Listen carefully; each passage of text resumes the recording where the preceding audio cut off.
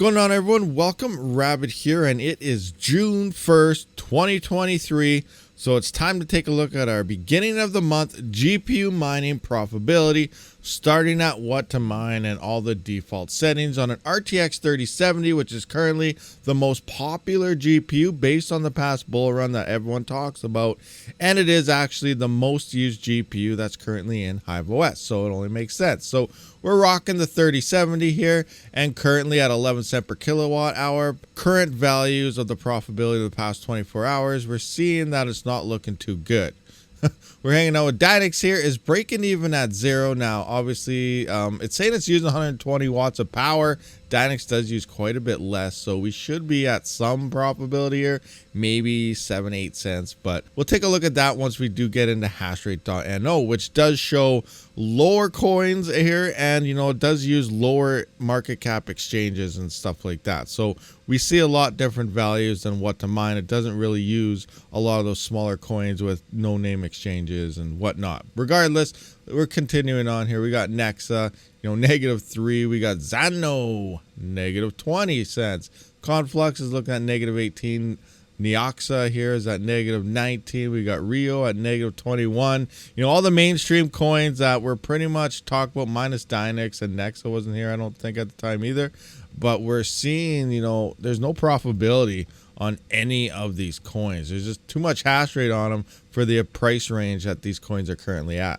Now, if we head on over to Hashrate.no, and I'm sure most of you guys do use this site by now. If you haven't heard about it, that's simply as easy as it is, Hashrate.no. That is this website here. I will have a link down in the description.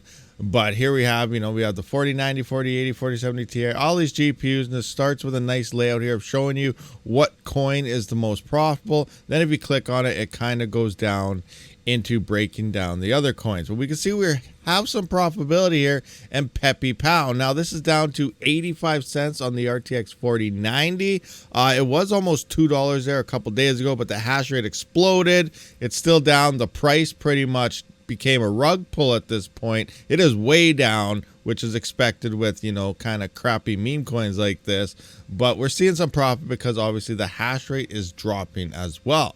Anyway, we're looking at the RTX 3070 here. Let's jump into that, and here we see Peppy Pow here. It's saying profit is about 3 cents on this GPU. Dynix is about 8 cents here, like I mentioned earlier. The power consumption isn't correct based on what to mine a lot of times. This website either, it's also not correct all the time too, so it's best to always have a watt meter, do your own research, check your own power consumptions, because none of these calculators are 100% accurate. There's always something off with it somewhere. We got Ironfish here around 3 cent profitability. Dynix plus Radiant 3 cents here. We got Nexa at 1 cent. We got Gemlink at -4. We have, what is this? We got Lithium here at -1, and Caspa is at -2. Ergo plus Caspa -2, and we're going down the list here of the negatives. But there are some profitable coins right now, but a lot of them are coming down. Obviously, we did have a big dip in the crypto market. Hopefully that recovers and bounces back, but as of June, things aren't looking very, very hot in the GPU profitability department. One thing I do kind of want to touch up on, the 3070 was everybody's favorite GPU because it was one of the most efficient middle ground and price to performance range GPUs out there. Now, since then, obviously, this was the newest hardware. The 4000 series is actually a lot better than any of the 3000 series GPUs in terms of efficiency and mining profitability.